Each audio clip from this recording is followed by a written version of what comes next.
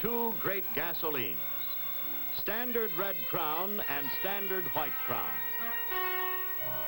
The fuels that power this modern age. On the highways, on the farm, and their kindred aviation fuels in the air. Here is the inside story of these modern gasolines.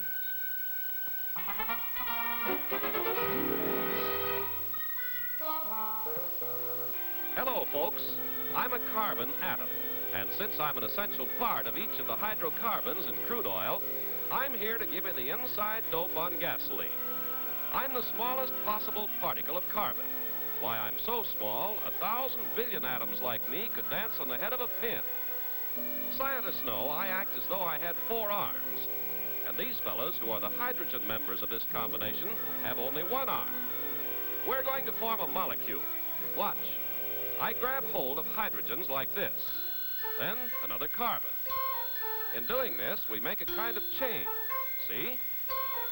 When we're together, the combination is a hydrocarbon molecule, one of the many, many different hydrocarbons. For instance, we have formed a typical gasoline molecule. Now I want you to meet some of my relatives who form in the same way but have different patterns. I'm another hydrocarbon, a gas molecule. My size makes me a typical kerosene molecule. I'm one of the fuel oil molecules. A light lubricating oil molecule. That's me. I'm a heavy lubricating oil molecule. All of these carbons and hydrogens make me a residual materials molecule. So you see, there are lots of different molecules, different sizes, different shapes, all found in crude oil. Still the best raw material for the great motor fuels of today. From it, science builds gasoline, selecting the groups of molecules wanted and changing their sizes and shapes as required. To do this job, calls for great storage tanks to maintain a constant supply of crude oil. Batteries of pumps.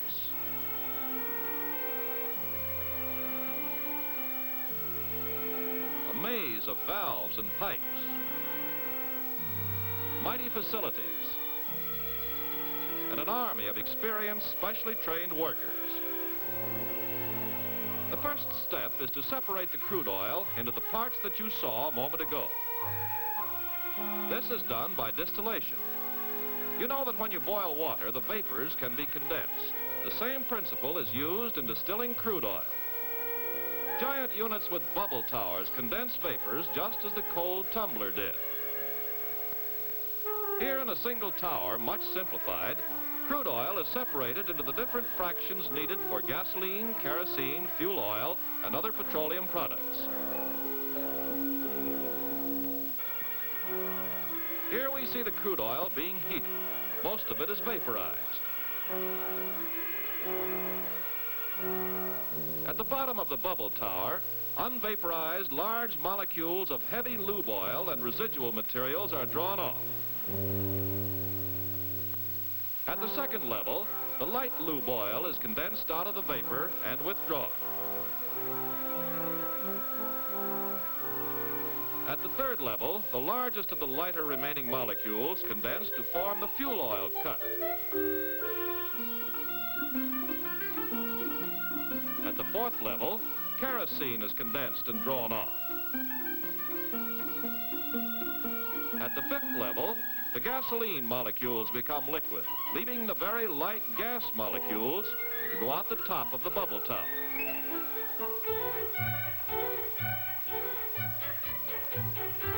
In the average crude oil, only a limited amount of gasoline is present. So let's see what we might get from this simple distillation. A barrel of crude oil produces 20% residual fuel oil and asphalt. 7% lube oil and wax, 39% gas oil and fuel oil, 15% kerosene, 1% gas, and gasoline only 18%.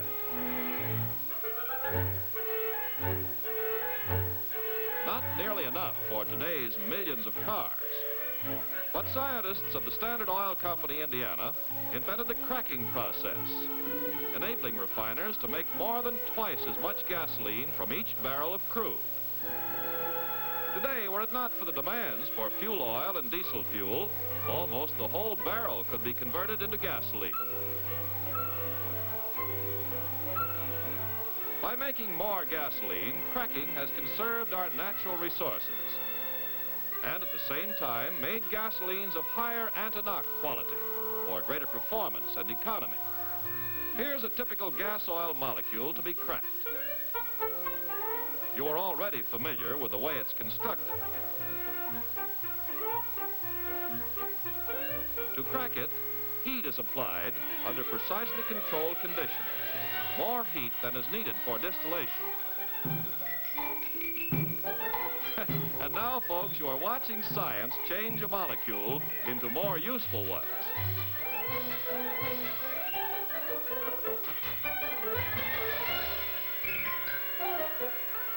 On the left are two gasoline molecules. On the right are gas and carbon, all obtained from cracking one gas oil molecule. Thus, science creates gasoline where none existed before, high anti-knock gasoline. Here are some of the great units that do the cracking. And here's one that cracks tens of thousands of barrels of gas oil each day. Standard's continuing leadership was also strengthened by other processes. One is called polymerization. It simply takes molecules that are too small for gasoline, such as these gas molecules, unites them by the polymerization process to form a larger molecule, a gasoline molecule of exceptionally high anti-knock value. Thus, science again fashions for us more and better products. By a somewhat different process, this alkylation unit joins together two different molecules to make another high-octane gasoline component. And this unit, a hydroformer, changes the shape of molecules and takes out some of their hydrogen to make still more high anti-knock material. Finally, a process where cracking is affected by a catalyst, a reaction promoter that itself remains unchanged. The most modern method uses catalysts in a fine powder that will flow like a fluid. Here's what happens inside a fluid catalytic cracker. Gas oil is heated.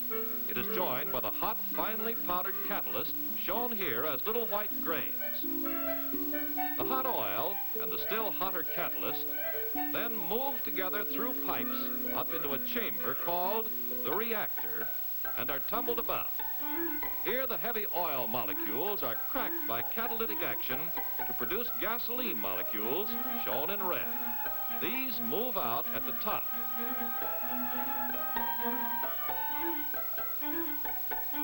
As the catalyst becomes covered with coke, it becomes less active and is drawn off at the bottom. Air blows it through a pipe to the regenerator, where the coke is burned off. This reheats the catalyst, which again joins the flow of incoming oil. Here's the entire operation, showing the complete cycle. Notice that the same catalyst is used over and over again in this, the most modern method of gasoline manufacture.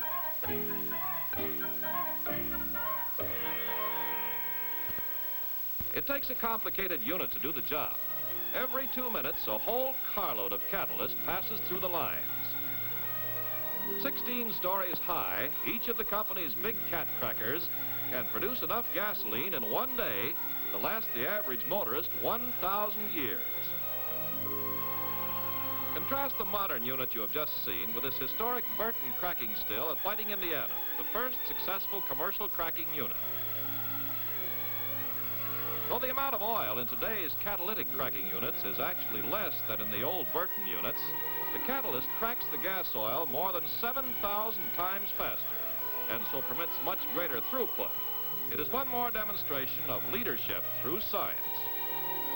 To build top gasoline performance today, there are two major requirements: proper volatility and proper anti-knock quality. Let's take the first one, volatility, the tendency to change from liquid to vapor. The driver may not know a cat cracker from a firecracker, but he knows when his engine starts. And he wants it to warm up without coughing and sputtering. But starting and warm-up are not the whole story. In all seasons, the motorist wants quick acceleration.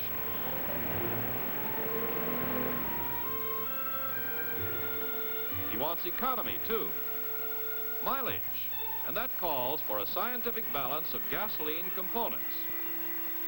You know how easy it is to ignite gas, which is made up of small molecules. Here's a mixture of liquid hydrocarbons so light and volatile that the heat of a hand will make it boil. It's inflammable and so volatile it ignites plenty fast.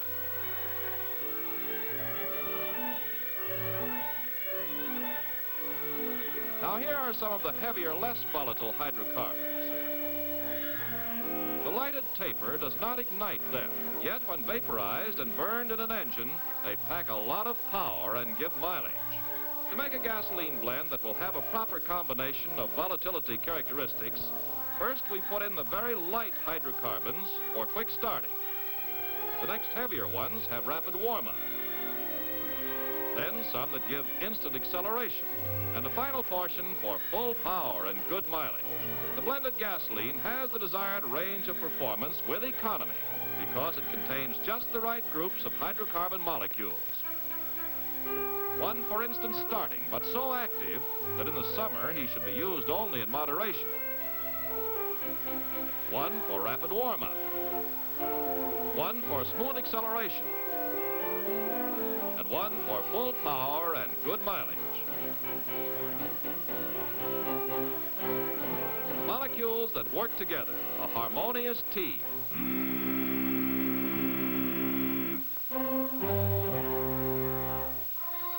In the engine laboratory, by means of a glass intake manifold, you can actually see one of the volatility differences between fuels. Slowing down the action, here's what too low volatility causes: a wet manifold and imperfect distribution. These liquid droplets decrease engine performance, waste mileage, and dilute the crankcase oil. Switching to a fuel with proper volatility, vaporization is complete and there's no waste. To assure trouble-free performance at all times, fuels are tested out on the road as well as in the laboratory, in all types of engines and under all of the different seasonal and climatic conditions of use. Under city driving, and trip conditions in hot weather and cold. Seasonal variations and the climates of different regions must be taken into account. That is why the Standard Oil Company, Indiana, adjusts volatility to suit the season and the region in which its gasolines will be used.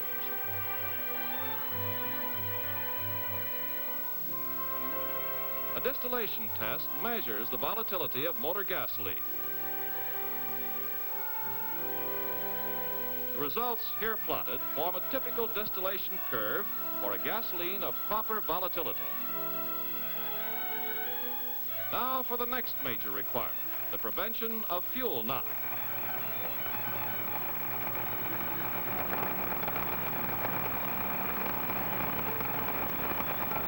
The motorist wants smooth, controlled application of power.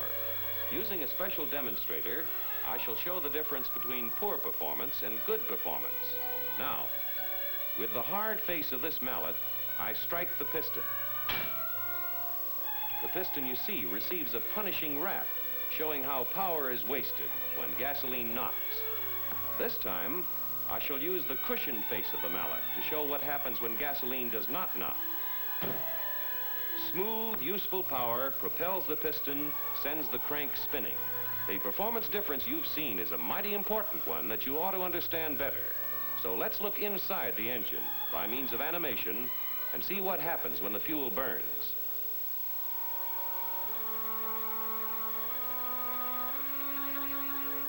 These gasoline molecules have not been improved on or controlled by science. They are untamed and unruly. What you will see next actually takes place in about 1/500th of a second. First, the spark ignites the compressed fuel charge. Now, watch for the knock. In this greatly slowed down action, you could see that with this gasoline, combustion was uneven and uncontrolled, and at the end there was a jarring, violent explosion, a knock that pounded and shook the engine. Now we shall repeat the action.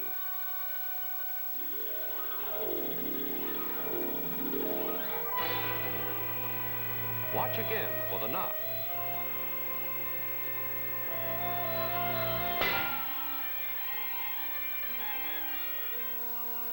Now, with gasoline made up of molecules that have been science-fashioned so that they have the required anti-knock quality, molecules that stay under control and work as a team, let's see what happens.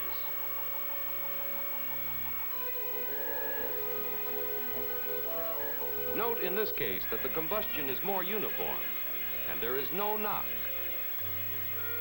The big difference, as you could see, is that with gasoline of the required anti-knock quality, there is no knock. Combustion is smooth and even and completely under control. Now we shall repeat the action. Watch how the combustion proceeds as it should, smoothly and without the interference caused by knocking. In the modern high-compression engine, modern gasoline gives the greater performance required today. The car accelerates more rapidly, climbs hills faster, travels more miles per gallon.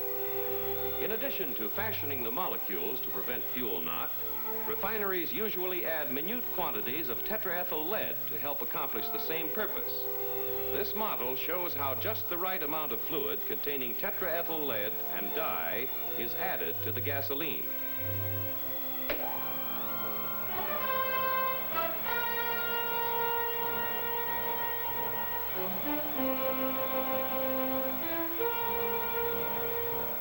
In the knock testing laboratories, test engines are used to make sure that the proper anti-knock quality has been built into Standard Oil's gasolines.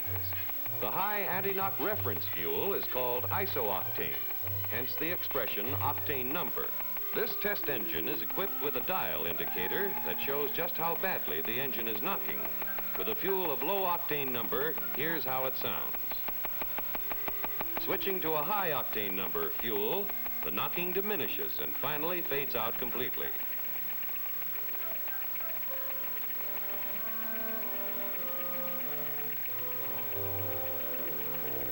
This illustrates the smooth, even performance you get from standard red crown and standard white crown. The engineer has had his say, but modern processes and skillful know-how are not enough. There must also be safeguards. You can depend on it that Standard Oil Company, Indiana, constantly checks and inspects its fuels by every needed control test. For example, the vapor pressure test that controls vapor lock tendencies. A test to make sure there is no harmful gum.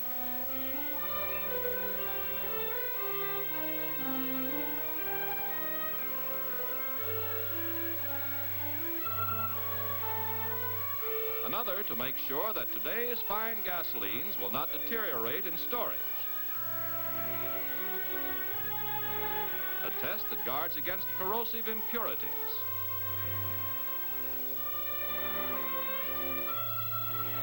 Testing, testing, testing. Another of the 1,500 and more daily control tests.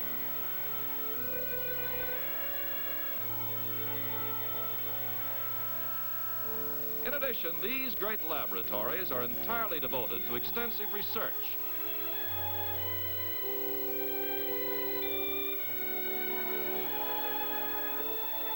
Carried on by hundreds of capable scientists, working on more and still better products for the future.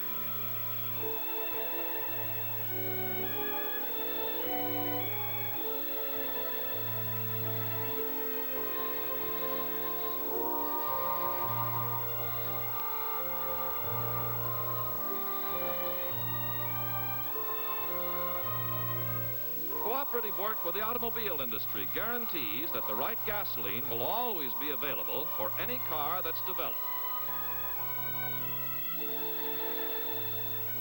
Put all of this together, and you have what it takes to deliver today's and tomorrow's great motor fuels. Huge units like this super fractionator and the other multi-million-dollar units that go to make up the great modern refineries of the Standard Oil Company, Indiana. With the tradition of pioneers behind us and better facilities ahead of us, future progress leading to still finer products is assured. So there's the story, folks, and I'm proud to be a part of it, even if only as a tiny atom inside modern gasoline.